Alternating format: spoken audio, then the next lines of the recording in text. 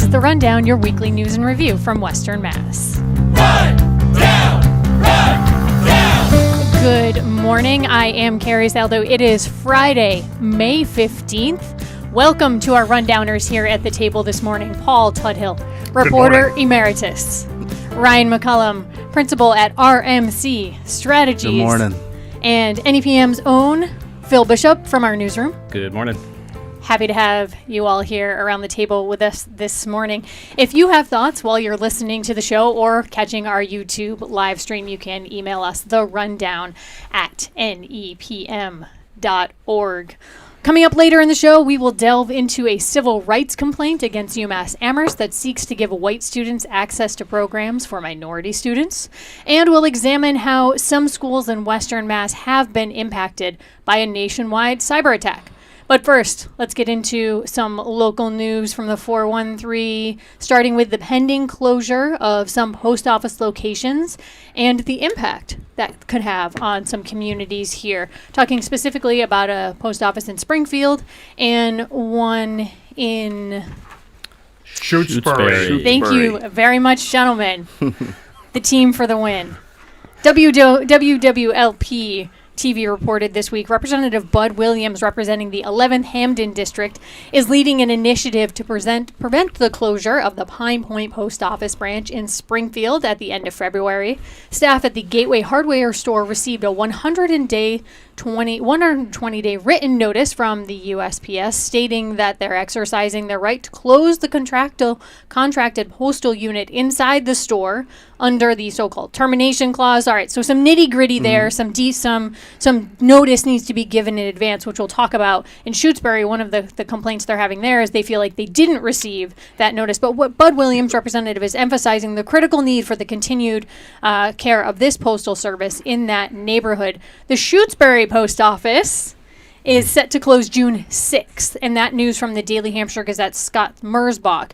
There's the bit to sort out here, like I said, whether that notice was received. Also, the town administrator, Haley Bolton, told the paper that the lease for the post office is apparently they hadn't been able to come to an agreement and renew that, which was, really had to make me sit up and think. I didn't think that any post office was leased. I thought they're all buildings owned by the federal government here. Yeah. What are we thinking here, Paul Tuthill? Well, the post office does lease some of their sites. I know in my town they lease their property because every time I go to the post office, I complain about the state of the parking lot. And they say that we can't do anything about it because we don't own the parking lot. Out of our hands. Right.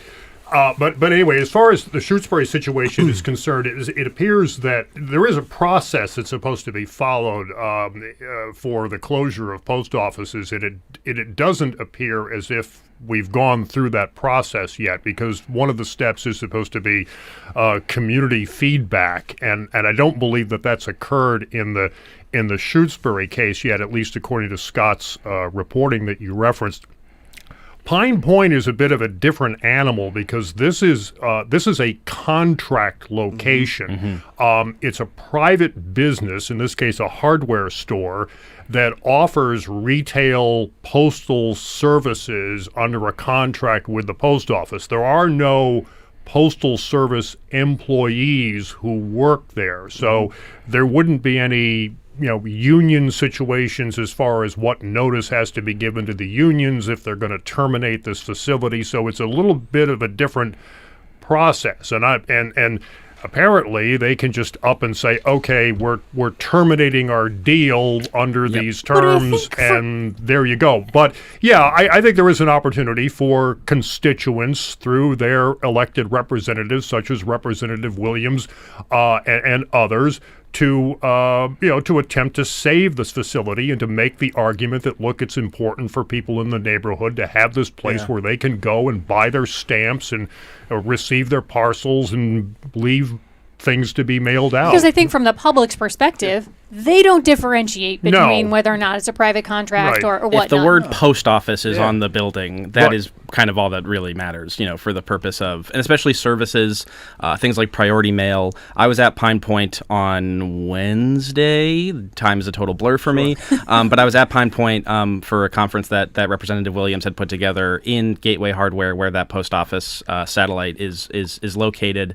And, that was like one of the big things that he was really expressing is, a lot of this like certified postal service that is provided through the moniker of the post office, it provides a sense of security for people who are utilizing those services. They know that it is through official post office channels, even if it is a contracted location.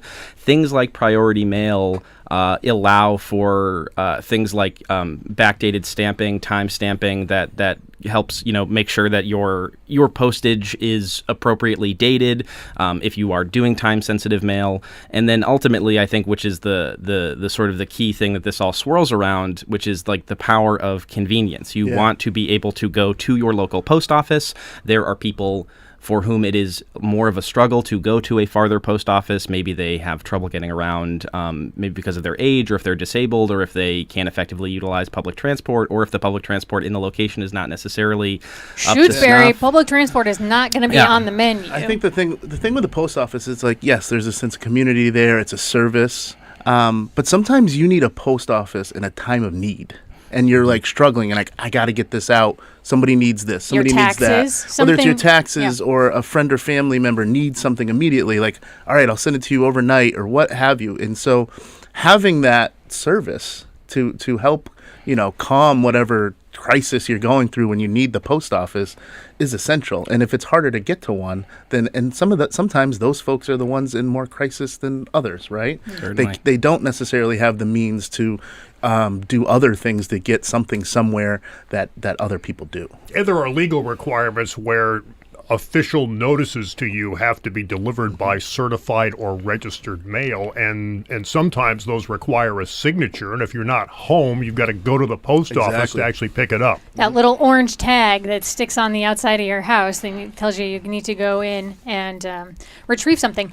Paul, you pointed out before we started live on the air here, there's a precedent in Springfield because there were in recent years, other post offices that were on the chopping block. Yeah, and they were saved. Back in 2011, there was a push made to close a whole bunch of post offices throughout the region. I don't remember what the impetus behind that was. Obviously, budget cutting. But in the end, I don't recall any of them that were on the chopping block, and these included in Springfield, Mason Square, Brightwood, Indian Orchard. I remember going down to the Indian Orchard post office to do a story about that back in 2011, and none of that came to pass. They didn't close. There also have been efforts to shut down the regional mail distribution center. This isn't a public location, but it's a regional center off of Page Boulevard, where a big one, exactly. And there have been efforts, to try to shut that down, and that hasn't happened either. I think if there's one thing, or one of the few things that there can be bipartisan agreement on in Washington, it's the need for post offices and especially in rural areas. Mm-hmm. Yeah. Beyond closures, I went a little deep dive nerdy on this issue. There's this thing called a suspension process, and that really, talk about the postal union, gets them up in arms, because the suspension process can be temporary, but it could, in essence, close a location. In perpetuity. Glendale outside of Great Barrington is an example of that here in the 413. They're on the suspension list. I checked yesterday online. They are currently suspended on the website. It goes there. You go there, it says they're closed. But according to the American Postal Workers Union, there are approximately 344 post offices on the suspension list that have been suspended. And the union's issue with that is they say, quote, "The problem is no one holds the Postal Service accountable to its legal requirements and responsibilities to provide communities across the country with a voice, their opportunity to comment, ask questions, attend community meetings, and receive notices of an appeal process to the PRC when their post offices are being considered for closure." So, Paul, you kind of touched on that a bit earlier. Well, only that obviously the postal unions have got a stake in all of this, and they would expect to be heard from, especially in the Shrewsbury case. Yeah. All right. Well, more to come on this, and perhaps one way, because I was doing all of this research, I got pushed this thing called Epistolary, and they want me to sign up where you get a letter in the mail. It's a mystery, so you get 24 letters over 12 months, a small town mystery through charming mailed letters. So perhaps that's one way that the Postal Service will be saved. These quirky little monthly mail We services. just need to create some sort of subscription service that sends things through the mail. One more thing, you Like cannot. the Columbia Record Club. A penny per CD. The NPR Wine Club is not going to do it because you cannot receive wine through USPS. Okay. There's other ways, though. There's other ways. Onto our next topic here. Complaint filed to get white students across the UMass program for minorities. Namu Senpath, the Springfield Republican, a Rhode Island conservative group, is pressing for white access to a UMass Amherst program for minority students. The program offered to low-income first-generation undergraduate students of color at the University of Massachusetts Amherst is the subject of a civil rights complaint filed with the U.S. Department of Education on Wednesday this week. The nonprofit conservative group alleges that UMass Amherst Remedying Equity Through Student Engagement, or RISE program, is racially discriminatory and violates Title VI of the Civil Rights Act. The piece goes on to say that Black, Indigenous, and people of color students are categorically eligible for the program, while non-BIPOC students must satisfy additional requirements to participate. And because of that, this group is saying that the federal complaint filed by the Equal Protection Project of the Legal Insurrection Foundation, that's sort of their findings, or why they're coming to the table on this Sure. one. Ryan McCollum, what are your thoughts? I mean, first, it's ironic them using like the civil rights statute to argue. Mind-blowing. It's mind-blowing. But it's part of a broader national campaign to, deconstruct DEI and other programs that exist because of racism, right? This isn't there just because. This is there to right wrongs, right? I think when people think about the word affirmative action, they clam up, but affirmative action means they had to take an affirmative action to right wrongs, right? And so, people complaining and saying it's not colorblind, and people not understanding that color blindness is, does not make sense because you're not thinking about all of the wrongs that's happened through history. And so, again, like I said up the top, it's a national campaign, and it starts on the top. This is a Trump thing, right? And he's even though it's an independent organization that's suing. Emboldened those folks, right? Yeah, well, the Equal Protection Project is headed by a guy named William Jacobson. According to his biography, he's a Cornell Law School professor, and he's a conservative blogger. And if you go on YouTube, you'll find a bunch of stuff on there. He's all over the by place. him. He's all over National the place, news. right? Yeah. And according to the organization's website, this complaint against UMass is one of several that have been made to the U.S. Department of Education by this group about universities across the country. Most of these other complaints target scholarship programs, scholarships that are intended to go to minority students. And the organization contends, as they do in the UMass complaint, that this is discriminatory because it's shutting out white students. These aren't. I guess it's important to point out that these aren't lawsuits. These are complaints that Fair, are made to thank the you. U.S. Yes. Department of Education, and it'll be up to the U.S. Department of Education, the Trump administration, Certainly, to decide an administration whether, that is a lot more, to decide whether to go ahead and pursue an investigation into these complaints. Yeah, So- to your point, Paul, I went on the EPP, the Equal Protection Project's website, and it looks like they're filing one of Right, these all over the lawsuits place. a week Yeah. for at least Yeah. the last 6 months. Harvard was Yeah. sued, There's a strategy. Yeah. was complaint filed Yeah. against Harvard, MIT complaint filed Yeah. against them. William Jacobson, the founder and president of the Equal Protection Project, told NAMU that the university can remedy this complaint by removing the alleged, quote, discriminatory wording from its website and allowing all students to enter the program. Phil Bishop. I was really I think that this complaint, and we're going to touch on it again later when we talk about Smith, I think is really illustrative that we are now in a federal environment where groups like this who, these sort of conservative education groups have been around for a long time. If you remember the hubbub about critical race theory over the course of the last 10 years, there are these, dedicated ideological groups who really do not like the idea of racial equality as it pertains to providing benefits to people of color and BIPOC people who have experienced structural harms. They really don't like that. And they have always sort of gone through this angle of like, is this discriminatory against white people? And for a long time at the federal level, that was not an effective strategy because the previous administrations didn't really think that held water as an argument. But now we are under the Trump administration, which is, they went on their rampage against DEI and the woke mind virus and a bunch of things. Diversity, equity, inclusion. And I think what it illustrates is that these are groups who have been extremely emboldened by a new Department of Education that is more than willing to throw its weight around for these extremely reactionary groups that seem to find the idea of any form of affirmative action or form of support for people who are not white as a grand sin against white people. And for decades, conservatives complained about affirmative action as being reverse discrimination. And after decades and decades of complaints, they finally got a Supreme Court that listened to that argument and essentially did away with affirmative action, at least in terms for college admissions. And even though affirmative action happened under Nixon. And so did Head Start, a bunch of other programs that are being targeted the Clean now. Air Act. But I think what irks me, especially as a black person, is when they use the civil rights language or the language of Martin Luther King to like be racist, right? And so that like be racist, just be racist. Don't try to come at me. Don't try to make me feel like you're doing something like grand and out of justice when you want to do racism. And so the irony of doing that. And now, is it clever? Is it smart? Fine if you think it is, but it's truly not. I think it's pretty transparent, actually, but it's but it is what it is, as they say. There'll be much more on this. The next steps here: U.S. Department of Education's Office of Civil Rights will notify the university about this complaint, and so, like I said, more to come. And Linda McMahon, we're talking about here. Department of Education. Yeah.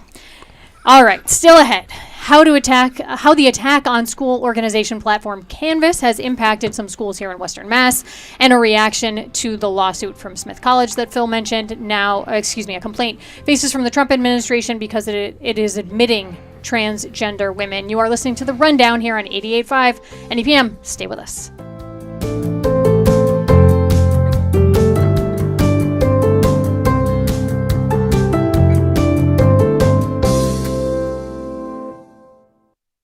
In his history of Deerfield, he said, alas and alack, the last Pocumtucks rode off into the sunset, never to be seen again, the end of a noble race, da-da-da-da-da. Modern-day scholars are very seriously challenging that whole erasure. So we're here to, change that whole narrative.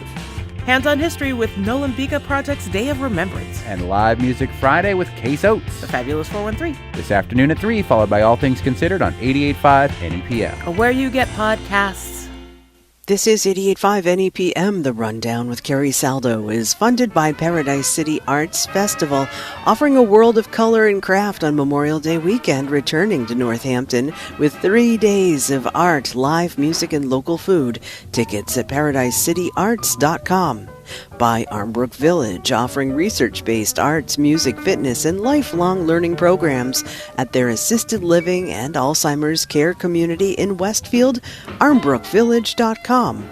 And by the Emily Dickinson Museum, presenting the annual Poetry Walk tomorrow, honoring the poet on the 140th anniversary of her death by strolling through the town she called Paradise. EmilyDickinsonMuseum.org. This is 88.5 NEPM.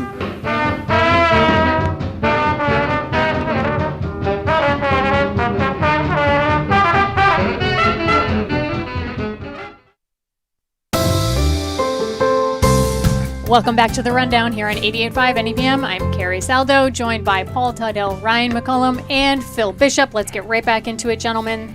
UMass Amherst, Pittsfield Public Schools are among the schools impacted by a nationwide cyber attack. It's on this platform called Canvas. Reportedly, 275 million people had their data breached. Phil Bishop, you covered this for NEPM. First, give us a little What is Canvas? Yeah, so Canvas is a cloud-based digital platform that a lot of schools use. It is administered by an education technology company called Instructure, and it is essentially a digital tool to help students, faculty, school administrators just manage classroom assignments, enrollment information, even just manage the population of students who are maybe engaging in a certain type of curriculum. It helps organize all of these things. But given I'm so far removed from my educational experience, I had no idea what this thing was. But basically, what you did on paper, you're now doing digitally. Exactly. When I was at UMass, we used something called Moodle, which I think was something similar to Canvas.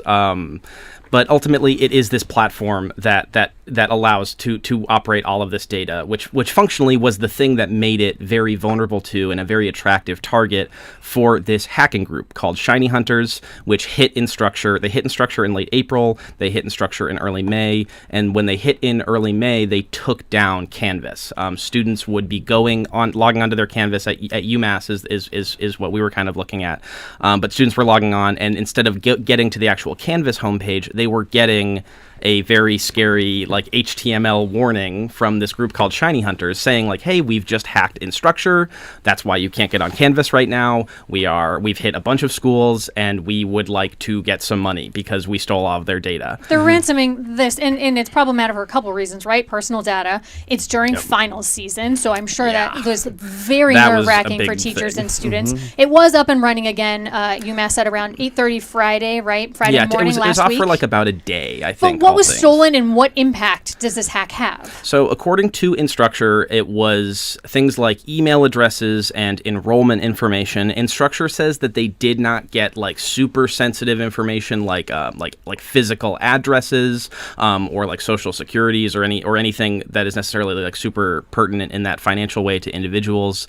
But essentially, Instructure paid the ransom. That's kind of how this all shakes out. Yeah. Is that? But didn't they publicly say they didn't pay the ransom, or did I miss a news cycle? So there was essentially at the end of last week, heading into Saturday, the idea was that Instructure was working with an outside firm to beef up their cybersecurity, and that they were working with law enforcement and folks who specialize in data retrieval and hacks of this nature. By Monday, there was a new announcement on the Instructure page that they had. Their language is they reached a settlement with the unauthorized party that was on Canvas. They coughed up some major, which is tough because it just encourages more. It motivates more Shiny Hunters or groups like the Shiny Hunters. But Instructure and some of these folks have to hire some of the Shiny Hunter people, right? It's fascinating that these wars are going on, and law enforcement has to get involved, almost like in a a negotiator point of view. But sometimes you just have to pay them, and it's tough. But should a public school be using a company like this, given what we are seeing, this vulnerability? Well, I think the argument is that it would be costly for a public school to develop this technology on their own. It's much cheaper to go out and hire and then defend it. It's much cheaper to go out and hire a vendor to provide this this platform, Canvas platform. So I'm not faulting the schools for going this route. What I would say is that I read this week that there are predictions that these types of breaches are going to become more frequent and more severe as we go forward because of AI. The hackers are starting to use AI now to breach a lot of these systems. Hack while you sleep. You can automate it. Yeah. Yep, just ding, ding, ding. Just wait till it happens. And the other thing that people need to be cautious about, I know I read some cybersecurity experts who said people need now, in the wake of this, people need to be wary of phishing scams. Yes. Since the email addresses have now been compromised, people are going to start getting emails saying, pay up this, pay up that, and I get them in my mailbox. Every other day I'm getting a letter. I'm getting an email telling me my internet service is going to be cut off because I haven't paid my bill. I think, and those are phishing, right? Absolutely. So CBS NewsHour pointed out cyber hygiene. Check your cyber hygiene, and what that means is change your password. Make sure your password is super tough. Multi-factor identification if that's available to you, and basically monitor your online accounts to make sure that maybe. But it's tough as your life moves more and more online. It does. It does. There's more opportunities for that. Well, Perhaps more to come on this. We shall see. We're going to move on to some different reporting you also worked on with Nirvani Williams from NEPM relative to Smith College. You co-reported this last week. A Title IX investigation was opened over Smith College's admittance of students who are transgender women. The Department of Education's Office of Civil Rights argues that Smith violated Title IX gender protections by admitting transgender women, but not transgender men, and allowing them access to spaces like dorms and locker rooms. What reaction did you hear from students, Phil? So students, very broadly, the students that we spoke with, do not want this. This is not an issue that emerged from some sort of organic broad swell of Smith students who felt like their university's culture was being impacted. This is an astroturf culture war battle being waged by the Trump administration that hates trans people broadly and would generally like to make them uncomfortable in public life. And so they are utilizing the rhetorical language of protecting women's spaces, i.e. Smith as an all-women's college, to ostracize and expel transgender women from their ranks. The U.S. Department of Education website Assistant Secretary for Civil Rights, Kimberly Rishi, said, quote, "An all-women's college loses all meaning if it is admitting biological males. Allowing biological males into spaces designed for women raises serious concerns about privacy, fairness, and compliance under federal law. The Trump administration will continue to uphold the law and fight to restore what they say common sense." I think we see that theme of the irony of using, civil rights to take civil rights away from people. It's Paul, sad. Given I'm surprised it took the Trump administration this long. You took the question right out of my mouth. This is right in the Trump MAGA political wheelhouse. Trump signed an executive order, first day in office, saying the federal government is only going to recognize the sex that you were assigned at birth. You can no longer have an X on your passport. It has to say male or female. Right, all of this stuff. I mean, obviously, the unfortunate part about all this, aside from the pressure that it puts on transgender students, and it makes them feel vulnerable and targeted. It's going to be expensive for Smith because they could end up losing federal funding. Yep. They're going to have to spend money on lawyers, probably millions of dollars, to defend their admissions policies. And so, it's a consequence of the election. What can we say? Well, right? also, I think elections have consequences. I think it's going to be interesting to watch what happens at Mount Holyoke, another all-women's college who admits transgender students, and Wellesley in Eastern Mass. And is Vassar? I'm not sure. Yeah. But the Boston Globe reported that the Trump probe into Smith College transgender policy was sparked by a choice made last year. Smith awarded an honorary degree to Admiral Rachel Levine, a transgender woman and former Biden official. A conservative watchdog group filed a federal complaint, and that honorary degree was awarded last year. So I forgot to mention the Trump administration has also thrown transgender people out of the military. So. Yes. But it's political, right? As the political consultant at the table, and it works. Right, and there's this. It works for your political base, you mean? Yes, but it tracks more into the middle than folks want to think about. And there's folks who are in the middle who just don't have their mind wrapped around transgenderism. I think, and that's when this complaint, that rhetorical language of protecting women's spaces from, and as this complaint sees biological men, there is an intuitive, instinctive idea, I think, in a lot of people of I want to protect women. Protecting women is good. And that is being utilized in, I would argue, an extremely manipulative way to position the transgender community as some sort of threat to women's spaces. It's safety and fairness. They want to talk about fairness in sports as well, right? And so they think they can get the average person to think about the safety of women and the fairness to women and girls. Well, Smith did change its policy last year after the Trump administration put pressure saying transgender women cannot participate in sports, and we saw Smith pivot there and make a change to its policy. Well, as the NCAA did too. Right? Yes, but those two were tied, right? Yeah. The updated policy now says that student athletes must be assigned female at birth to play women's sports, and Smith said we're agreeing with that. They don't do the reverse though, and you notice that, right? And so people who were born as women who now present as males, they're not throwing them out at the same rate. It's kind of focused. What is Smith saying? Smith College is saying for its part. Smith is tight-lipped. They do not want to comment on this pending, whatever way this will play out legally. They did in a statement when this first came out. They said that they are holding to their commitments to comply with federal civil rights laws. I think that was kind of the big language that came out from the statement when this was filed, is that they want to be compliant with civil rights laws. And I think, pursuant to what Ryan has been saying, is like we're now sort of in this ironic Twilight Zone moment where being pursuant to civil rights laws, as we're watching here, might mean evicting some marginalized communities that are part of your institution. But broadly, Smith doesn't want to talk about it, and they don't want to talk about things as they kind of evolve here. I have spoken with some Smith faculty. No one is happy about it. There are legal workings happening. I think they do want to defend it, but it's not clear from an institutional perspective where they want to go with this. Certainly more to come on this topic.